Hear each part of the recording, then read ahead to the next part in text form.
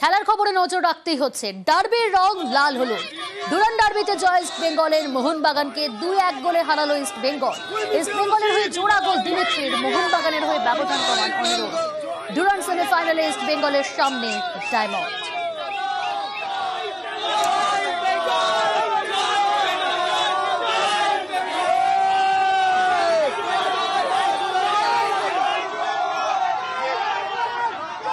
মাধ্যমিকে অঙ্কতে 100 পেলেও এত খুশি কেউ হয় না।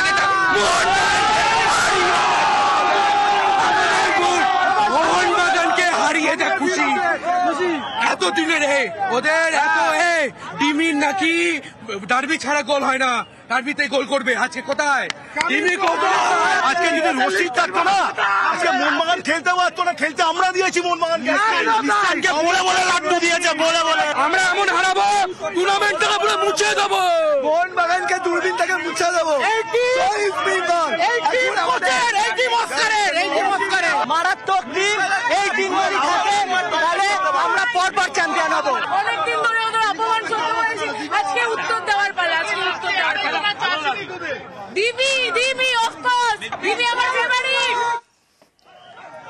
1.5 বছর পর ডার্বির রং লাল হলুদ, জোড়া গোলের নায়ক দিমিত্রি। মোহনবাগানের হয়ে ব্যবধান কমান অনিরুদ্ধ। ডুরান্ড সেমিফাইনালে ইস্ট বেঙ্গলের সামনে বা ডায়মন্ড। ডার্বির রং লাল হলুদ, ডুরান্ড ডার্বিতে জয় ইস্ট বেঙ্গলের।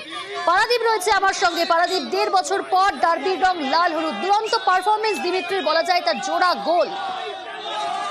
একদমই তাই। দেখো 2023-এর পরে সর্বভারতীয় টুর্নামেন্টে আবারও ডার্বি জয় করলো ইস্ট বেঙ্গল, নিঃসন্দেহে বড় অ্যাচিভমেন্ট। তবে আজকের ম্যাচের প্রথম মিনিট থেকে যেভাবে ইস্ট বেঙ্গল ঝাঁপিয়ে পড়েছিল, যেভাবে সার্ভিং ফুটবল খেলছিল, তাতে আজকের জয়টা কিন্তু ইস্ট বেঙ্গল ডিজার্ভ করত। এবং ইস্ট বেঙ্গল প্রতিটি ডিপার্টমেন্টে, ফুটবলের প্রতিটি ডিপার্টমেন্টে 90 মিনিটে যেভাবে মোহনবাগানকে টক্কর দিয়েছেন, বিশেষ করে বলতে হয় নিগুয়েলের কথা, বিশেষ করে বলতে হয় বিপিন সিং এর কথা, বিশেষ করে বলতে হয় এডমুন্ডের কথা। এই 3 ফুটবলার যেভাবে আজকে পুরো মাঠ দাপিয়ে খেলেছেন, তাতে সত্যি একটা স্ট্র্যাটেজিক্যাল জয় বলা যেতে পারে অস্কার দুইয়ের ছেলেদের। অন্যদিকে মোহনবাগানের কথা যদি বলতে হয়, মোহনবাগান খাতায় কলমে হয়তো ভালো দল, কিন্তু দলটা এখনো প্রি সিজন কমপ্লিট করেনি। ফলে ম্যাচের একটা 90 মিনিটের ডার্বি ম্যাচ খেলার মধ্যে যে ফিটনেস, সেই ফিটনেসের অভাব ছিল ফুটবলারদের মধ্যে, এবং সেই জায়গাটাতেই মোহনবাগান পিছিয়ে পড়েছিল। লিস্টন কোলাসো কিংবা অনিরুদ্ধ থাপা, আশিস রায়, যে ফুটবলারই তুমি বলো, এর আগে যে ম্যাচগুলো তারা খেলেছে, তারা সেইভাবে সমান শক্তিধর বা সেরকম ধারে ধারে এগিয়ে থাকা প্রতিপক্ষ ছিল না। এই আগের ম্যাচের পরিসংখ্যানে যদি আজকের মোহনবাগানকে ভাবতে যাওয়া যেত, তাহলে সেটা ভুল হতো। এবং সেই জায়গাটাতেই ইস্ট বেঙ্গল টক্কর দিয়ে গেল, টেক্কা দিয়ে গেল মোহনবাগানকে। এবং এই যে 2-1 গোলে জয়, এই 2-1 গোলে জয় শুধুমাত্র ডার্বি জয় নয়, একই সঙ্গে ইস্ট বেঙ্গলের আত্মবিশ্বাসও কিন্তু অনেকটা বাড়িয়ে দেবে। এবং তোমায় জানিয়ে রাখি যে ডুরান্ড সেমিফাইনালে বাঙালি দুটো দল মুখোমুখি। আজকে মোহনবাগানকে হারিয়ে ইস্ট বেঙ্গল যেমন ডুরান্ড সেমিফাইনালে পৌঁছলো, অন্যদিকে জামশেদপুর এফসিকে হারিয়ে ডায়মন্ড হারবার এফসি তারা পৌঁছলো ডুরান্ড সেমিফাইনালে। প্রিয়াঙ্কা, বেশ। আমার সঙ্গে রয়েছে অপর প্রতিনিধি ইরন। 1.5 বছর পর ডার্বির রং লাল হলুদ, যোগ্য দল হিসেবে দাপট দেখিয়ে দিল লাল হলুদ। শুধু দাপট দেখালো না, একেবারে জিতে গেল লাল হলুদ। একদমই। দেখো, ডুরান্ড সেমিফাইনালে পৌঁছে গেল ইস্ট বেঙ্গল এবং ডার্বির রং লাল হলুদ। আর এর আগে সুপার কাপ বা তার আগে 2003 সালে ডুরান্ডের গ্রুপ ম্যাচে জিতেছিল। নকআউটে এসে ডার্বিতে ইস্ট বেঙ্গল যে দাপটের ফুটবল খেলল মোহনবাগানের বিরুদ্ধে, এক কথায় অনবদ্য বলতেই হবে। তার কারণ ম্যাচের প্রায় প্রতিটা মুহূর্ত, বল দখল, সব জায়গায় পজিশনিং গেমে সব জায়গায় ইস্ট বেঙ্গল ফুটবলাররা অনেক অ্যাডভান্টেজ ছিলেন। দিমি ইস্ট বেঙ্গলের জোড়া গোল করলেন এবং ইস্ট বেঙ্গলের নতুন যারা ফুটবলার এসেছেন, সেখানে মিগুয়েল রয়েছে, সিভিলের মতো ডিফেন্ডার রয়েছে, এছাড়াও যারা মাঝমাঠে যারা খেলছিলেন ইস্ট বেঙ্গলে, তারা কিন্তু প্রত্যেকেই দাপট দেখালেন। ইস্ট বেঙ্গল সাম্প্রতিক সময় মোহনবাগানের কাছে হার আর হার আর হার এটাই সহ্য করতে হয়েছে বছরের পর বছর। আইএসএল কিন্তু এখন পর্যন্ত জয় নেই।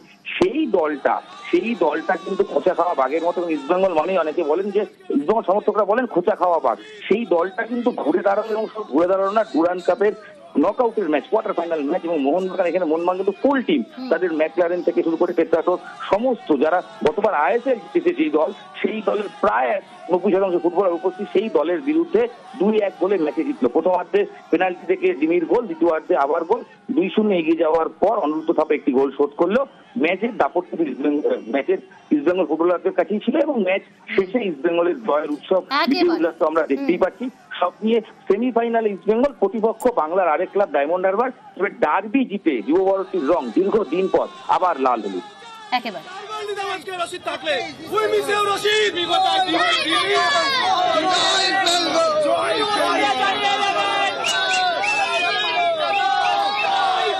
আমি শুধু একটা বললাম যে ফুটবলটা বাঁচলো, মাঠে এবার লোক আসবে, দু দলের সমর্থকরাই আসবে। দেখো হারতে হারতে তো সবারই একটা হয় যে মাঠে আসার একটা প্রবণতাটা কমে যায়। ইস্টবেঙ্গল জেতা একটা জিনিস হবে, ইস্টবেঙ্গল সমর্থকরা যারা একেবারে মুষড়ে পড়েছিলেন তারা আবার মাঠে আসবেন, তারা জানে যে জেতা যায়, ঘুরে আসে, সময় তো সবারই ঘুরে ঘুরে আসে।